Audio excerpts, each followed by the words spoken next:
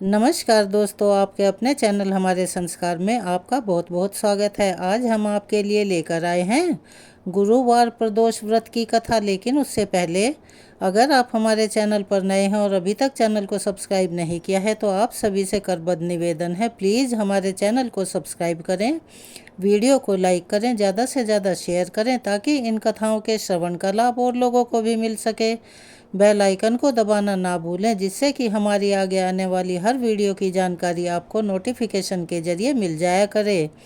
Comments box में जय माता दी, हर हर महादेव लिखना ना भूलें। आपके ये छोटे छोटे से प्रयास हमारी बहुत बड़ी मदद करते हैं। अपना प्यार और सहयोग हमें ऐसे ही प्रदान करते रहें।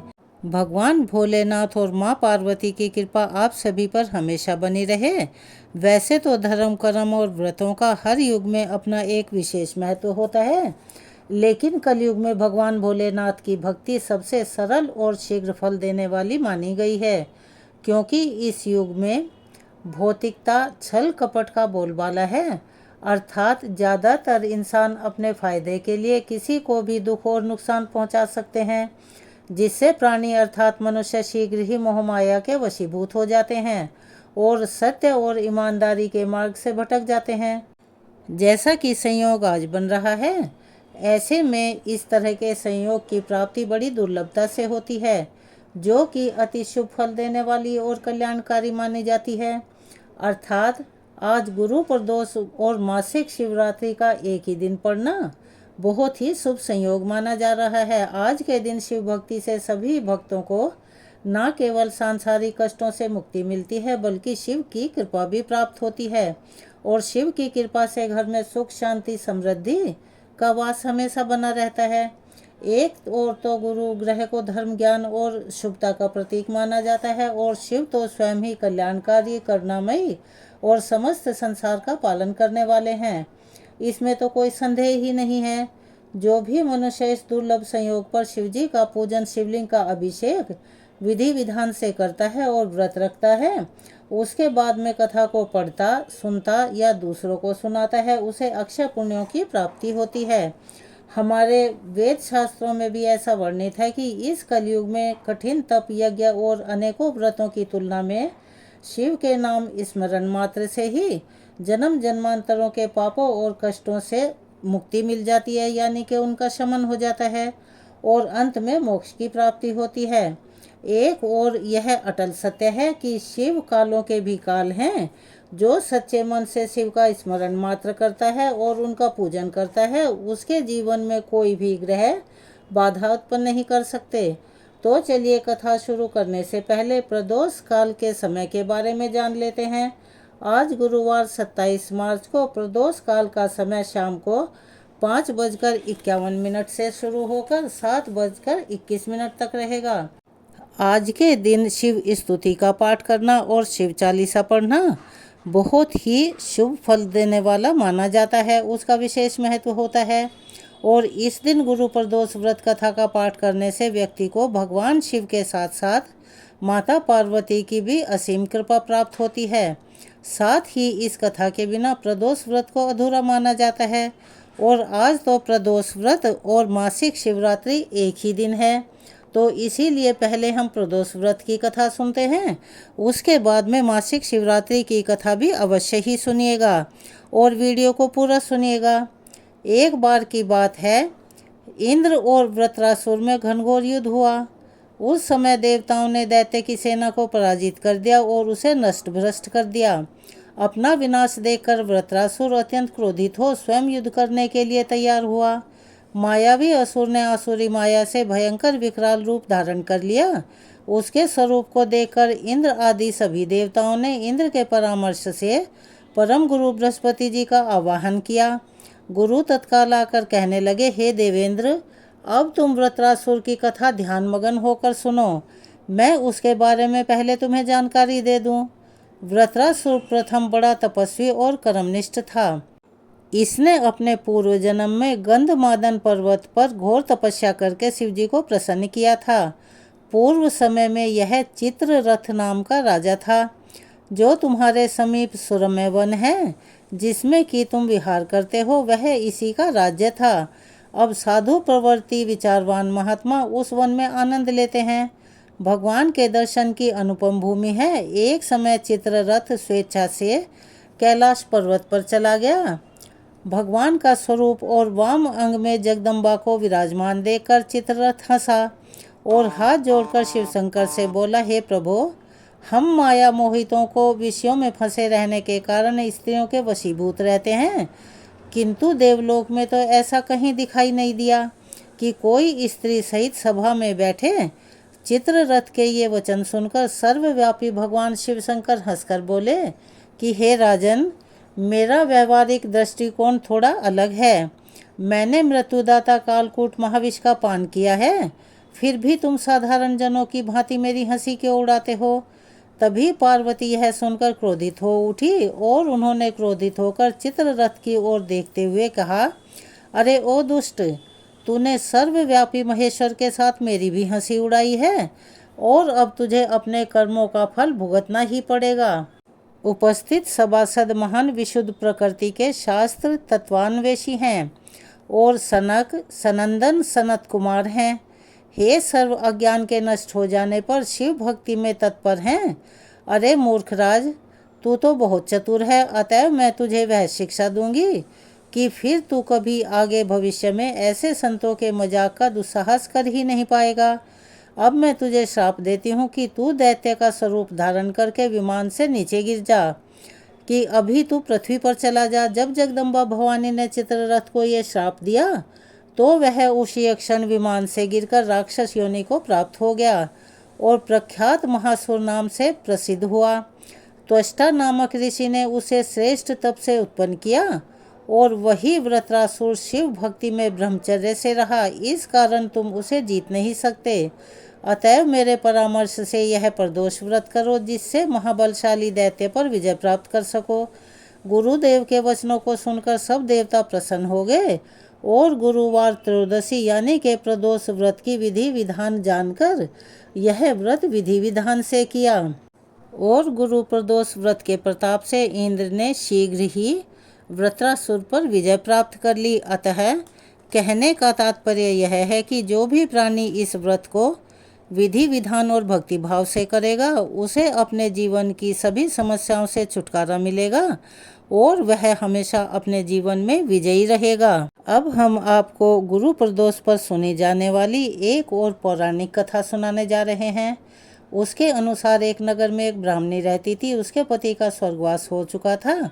उसका अब कोई सहारा नहीं था, इसीलिए वह अपने घर को चलाने के लिए और अपने पुत्र का पालन पोषण करने के लिए सुबह होते ही भीख मांगने निकल पड़ती थी और अपने बेटे को भी साथ ले जाती थी।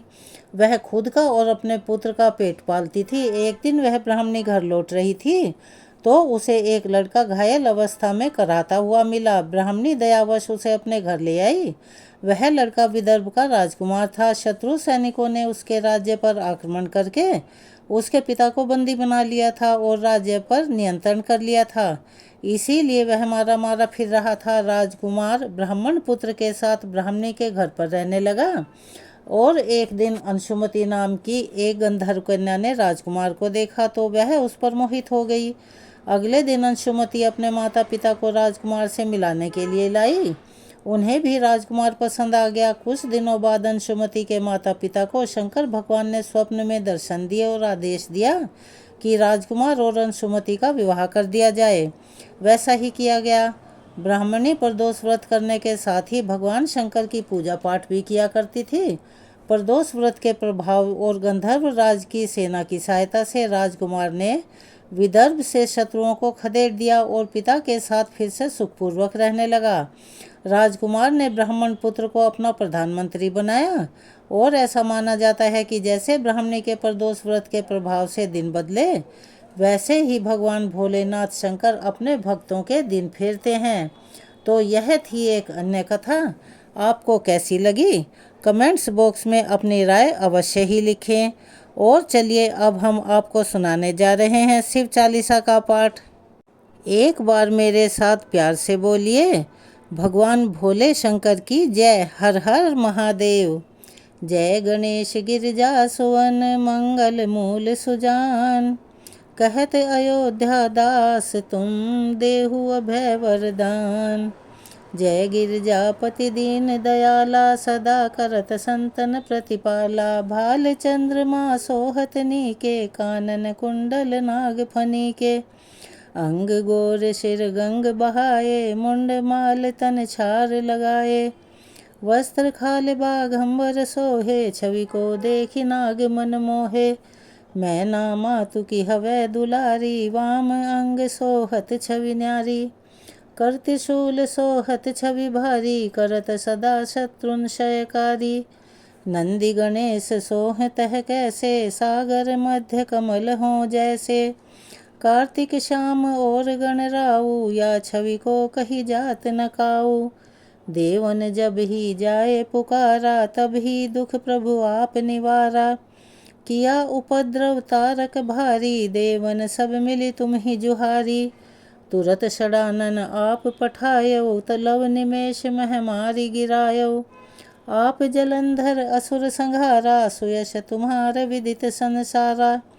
त्रिपुरासुर सन युद्ध मचाई सब ही कृपा कर लीन बचाई। किया तप ही भगीरथ भारी पूरब प्रतिज्ञा तासु पुरारी। दानिन मह तुम समकोहु नाही सेवक स्तुति करत सदा ही।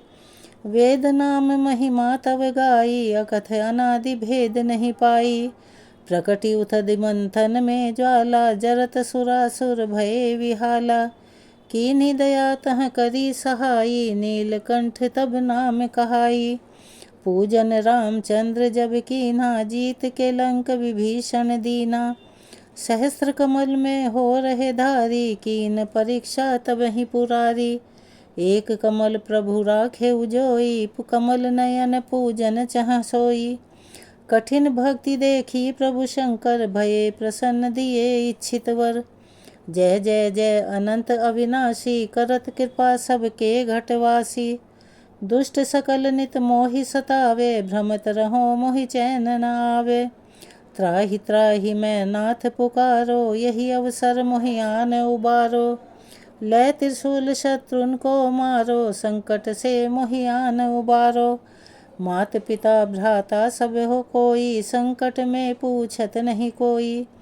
स्वामी एक है आस तुम्हारी आय हरौ मम संकट भारी। धन निर्धन को देत सदा ही जो कोई जाचे वो फल पाही। स्तुति के विधि करो तुम्हारी समहु नाथ अब चूक हमारी। शंकर हो संकट के नाशन मंगल कारण विघ्न विनाशन। योगी यति मुनि ध्यान लगावे शारद नारद शीश नवावे। नमो नमो जय नमः शिवाय सुर ब्रह्मादिक पार न पाए। जो यह पाठ करे मन लाई ता पर होत है शंभु सहाई। ऋणिया जो कोई हो अधिकारी पाठ करे सो पावन हारी। पुत्रहीन इच्छा कर जोई निश्चय शिव प्रसाद तहि होई। पंडित त्रयोदशी को लावे ध्यान पूर्वक होम करावे। त्रयोदशी व्रत करे हमेशा ताके तन नहीं रहे कलेशा। धूप दीप नववैध चढ़ावे शंकर सन्मुख पाठ सुनावे। जन्म जन्म के पाप नसावे अंतवास शिवपुर में पावे। कहें अयोध्या आस तुम्हारी जान सकल दुख हरहु हमारी। नित्य नेम कर प्रातः ही पाठ करो 40। तुम मेरी मनोकामना पूर्ण करो जगदीश। मगसर छठिहे मंत्र ऋतु संवत 64 जान। स्तुति 40 शिव ही पूर्ण कीन कल्याण। बोल शिव शंकर भगवान की जय। हर हर महादेव।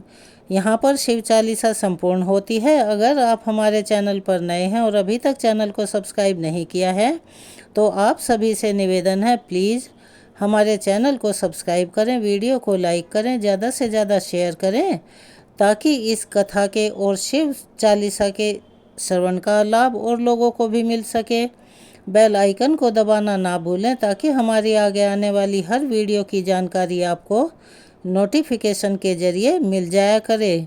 कमेंट्स बॉक्स में जय हो भगवान भोलेनाथ की, हर हर महादेव, ओम नमः शिवाय लिखना ना भूलें। अपना प्यार और सहयोग हमें ऐसे ही प्रदान करते रहें। धन्यवाद।